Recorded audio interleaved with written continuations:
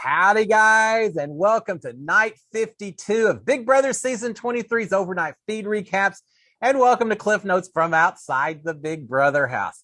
All right, we do have some information. Let's talk about what happened last night. The house guest actually went to bed a little bit earlier than usual, getting ready for the veto competition. So this update will be a little bit shorter because of that, and, because it's the weekend. But let's talk about what happened and what's going on right now in the house. First of all, just as a refresher, Tiffany won the HOH competition, and as fully expected by everyone, we get Sarah Beth and Kyland on the block. What a surprise it would have been if Sarah Beth wasn't there. Tiffany finally gets her chance to go after her big target of Sarah Beth, and she comes through. And so we've got Sarah Beth and Kyland on the block. But we had the little twist of week 3, the high roller competition, the coin of destiny, flipping a coin to determine if you're going to take over the HOH competition or not. There's still a lot that we don't know about this competition. What if more than one person plays and they both win the coin flip? We just don't know exactly how it's set up. We'll find out on Sunday's episode. But what we do know is that the feeds were down for most of the afternoon while this happened. And when the feeds return, we learned that Claire won the coin of destiny and won the power. And with that comes the ability to immediately get rid of the 2 nominations. Wouldn't Tiffany have hated that? Get rid of the 2 nominations, nominate 2 people of your own. Well, Claire, with all this power that she now has in her hands, chooses to keep the nominations exactly the same. Yeah, Sarah Beth and Kyland stay on the block. Claire doesn't make any changes in what Tiffany had done. Why? Why does she do it? I think it's just an indication. It shows that Claire really doesn't understand that she isn't Tiffany's final 2, that Tiffany does not consider Claire to be her ride or die, as Claire unfortunately is going to find out here in the next few weeks. But yeah, she keeps the nominations exactly the same. We see when the feeds return, again, it's a long time they were down, but when the feeds return, it's Tiffany and Hannah and Claire all up in the HOH room talking about it. And apparently maybe Claire had just said that she won the competition because Hannah and Tiffany know about it. Now, here's the other thing. Keep the nominations the same. Yeah, it's tough. And Claire's making the best decision she can in that house based on the information she has. And unfortunately, again, she thinks Tiffany and her are just like this. But here's the other thing. Would you tell anyone that you won this invisible HOH power?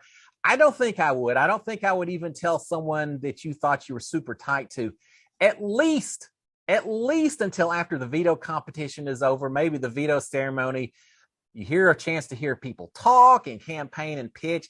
I've said it before, information is power, and to give this information up so quick that you played and won the competition, I think that was a bit of a mistake on Claire's part. And even if I'm going to tell Tiffany, I don't think I would tell Hannah or anyone else in the house. But she did what she did. We'll see if there's repercussions or not from that. But again, Claire's won the power. She's kept the nominations just the same as Tiffany did. Now, as far as that competition itself, again, we don't really know a lot about it. We don't know who all played. Derek had the money. I don't know if I'm going to say Derek or Big D. I haven't decided that yet. But Derek had the money. Why would he not play? So I assume that Derek played. Well, obviously Claire played since she won the thing. Tiffany is implying that she played. And there's 1 or 2 others that may have and didn't win the coin flip. Again, we just don't know for certain. We'll find out later. But here's one thing. Tiffany is suggesting, this occurs a little bit later in the evening, but Tiffany is suggesting that she's going to tell everyone that she played and she won the competition just to take some of the pressure off of Claire, just so people don't. And it's kind of it's a smart idea, I think. If everyone thinks that Tiffany won, once the veto has been decided, no one's going to be going and pitching to Claire and trying to convince her. And Tiffany doesn't have to worry about Claire maybe getting convinced to switch.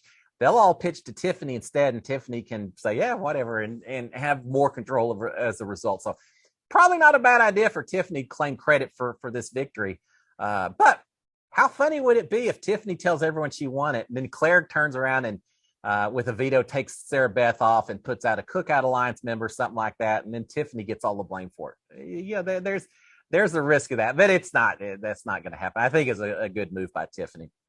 All right, now one other thing as part of this HOH invisible HOH power.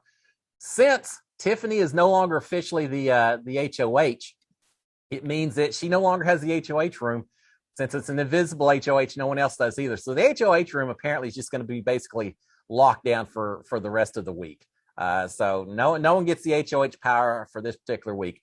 Now with that, let's talk a little bit more about some of the other feed conversations that are taking place. Kyland and Sarah Beth I think they were in the coral room maybe, and kind of commiserating with each other. Sarah Beth is crying. Sarah Beth is not happy. She's saying that the fact that someone else won this power and still kept the nominations the same means that she's disappointed, that she has completely misread the house dynamics. Well, the fact that she is so shocked at the outcome that she's still on the block shows that, yeah, she pretty much is misreading a whole lot about the house that's going on right now. So we've got that. Now, we hear a conversation. Derek is talking. He's got a lot of conversations taking place last night. Derek is talking about the idea of there being a triple eviction and a battle back to finish up the season. Well, I think we all wish that there was a battle back post jury. That would be a lot of fun watching the first four out getting to compete to come back in. But don't think that's going to happen based on the interviews and everything else that we've seen with Julie and with the house guests. So probably not a battle back. Triple eviction. Yeah, maybe. We'll find out soon enough, right? All right. We've also got Derek talking about that he's going to be really fighting hard for the veto this week in order to keep himself safe. I don't know if Derek is really that paranoid that he thinks every week he is going to be made a pawn over and over and all that, or this is just a bit of a story that he's saying in front of Sarah Beth and others. I haven't figured Derek out just yet. But Derek's saying, "Oh, I gotta win the veto, keep myself safe." And Sarah Beth saying, "Yeah, you're not going home this week, Derek. You don't need to worry about that." Could Derek be any more safe this week when you get right down to it? Now, I guess potentially, theoretically, Alyssa could win the veto. She could pull Sarah Beth off the block.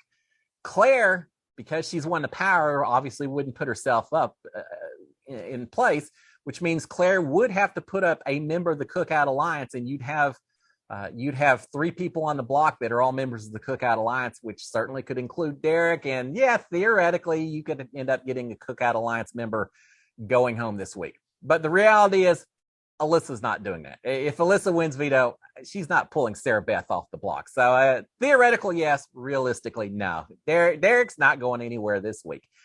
All right, we've got Kyland talking to Derek.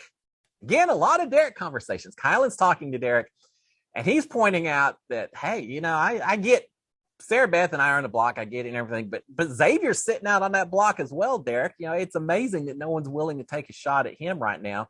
And he's also pointing out that in one of the past HOH competitions, the one that Kyland won, he said, no one was calling out Xavier at that time.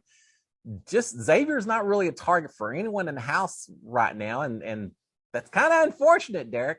And he's asking Derek if Derek would potentially go after Xavier as his primary target. And Derek really is non-committal. Yeah, he doesn't really give Kyland an answer, but it's obvious Kyland is definitely preparing in case the veto doesn't change who the nominees are on the block. And it's becoming pretty obvious. If it wasn't obvious before, it's becoming pretty obvious that Kyland wouldn't hesitate to throw Xavier under the bus in order to save Sarah Beth this week. If that's the only way to save the two of them, it sure seems like Kyland would be willing to do that.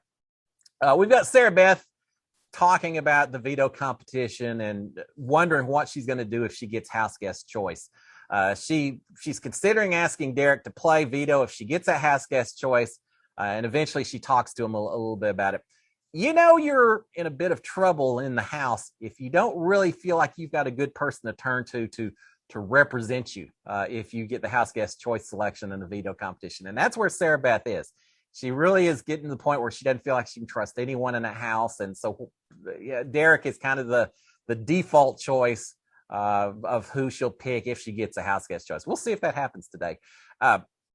Derek is saying, yeah, sure, I would I pick me for the veto and I'll take you off if I win. But you got to know I don't do that well in the veto competition so far. And he says, but at least that's one less person that you have to worry about beating in order to get the veto yourself. And I first of all, I don't think that Derek would take her off if he won the veto. But he's willing to give it a shot and at least play the game. And I don't know if he wants to win or if he would throw it so he didn't have to make the decision. Probably not something we have to worry about. We do have Sarah Beth upset that Derek X, in his eviction speech, compared her game to Nicole Franzel's.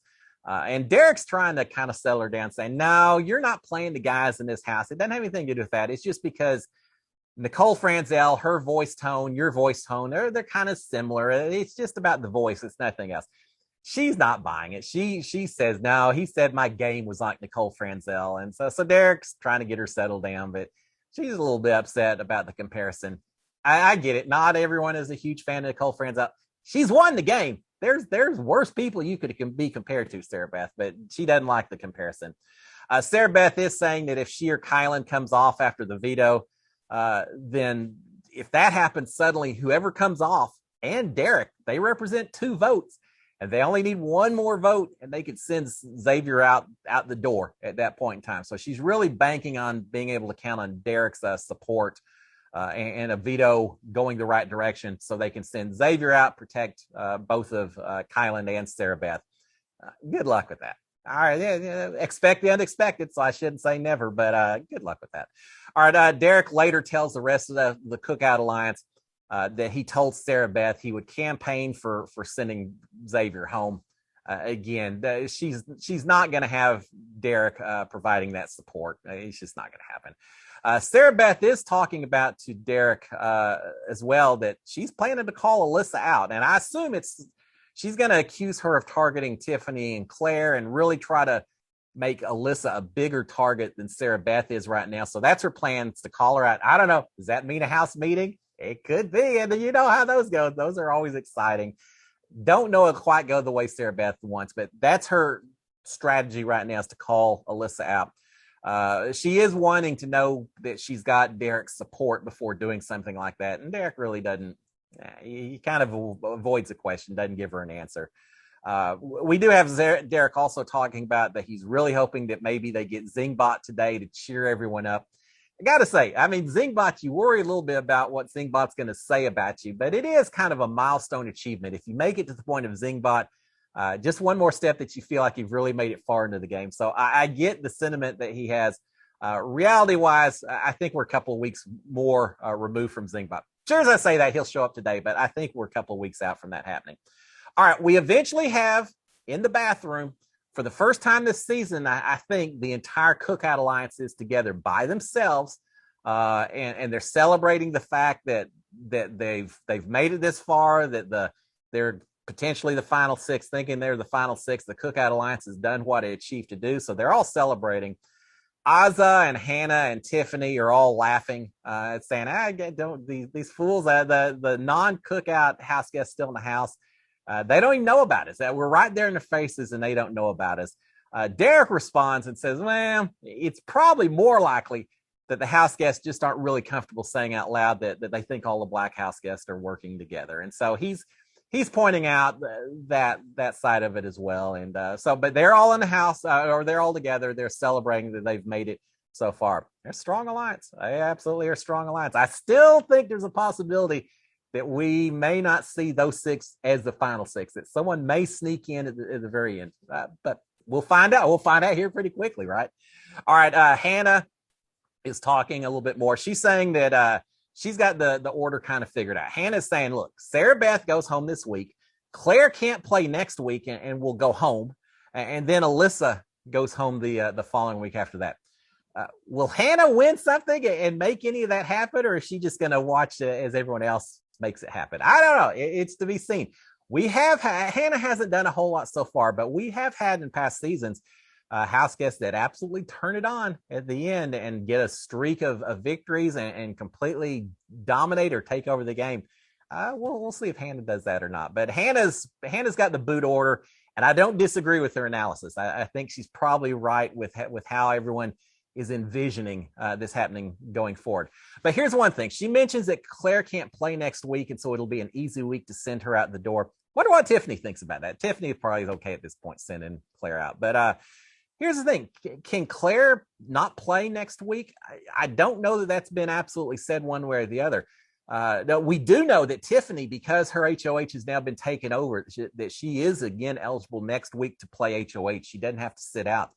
But Claire is an invisible HOH. If she's not allowed to play next week, that doesn't really make her invisible, does it? So my gut feel, unless I just missed something, my gut feel is that all the house guests are going to be eligible for HOH next week. But I don't know. We'll find out. So, but Hannah's thinking that she can't play. I think she probably will be able to play. All right. And finally, as I said, a pretty quick evening. They all shut down, I don't know, 1 o'clock or so. Everyone's more or less in bed, and eventually everyone's asleep soon after that. Everyone's getting ready for the veto competition that's today, and I don't know, we'll find out what kind of veto comp it is. There's, as always, a lot of conversation about what they thought the veto comp was going to be. They're thinking it's not going to be anything too fancy because based on the construction noises they hear. We'll find out soon enough. We don't know who's been picked for the veto competition yet. With this invisible HOH, we don't even know who exactly makes the draws for the extra 3 they'll be playing. A little bit of uncertainty, but we'll find all of that out over the next 24 hours. I will be back tomorrow morning, give you the updates. We'll have a little bit more knowledge once we know who has played in and who, more importantly, who has won the veto. And then we'll figure out what's going to happen for the rest of the week. I think it may turn out to be a somewhat predictable week again. I don't expect a whole lot of fireworks unless something just really crazy happens to the veto. But I don't know, maybe I'll be wrong. Guys, y'all have a fantastic Saturday. I will see y'all tomorrow morning. Until then, SKD 143. Cheers, my friends. Bye.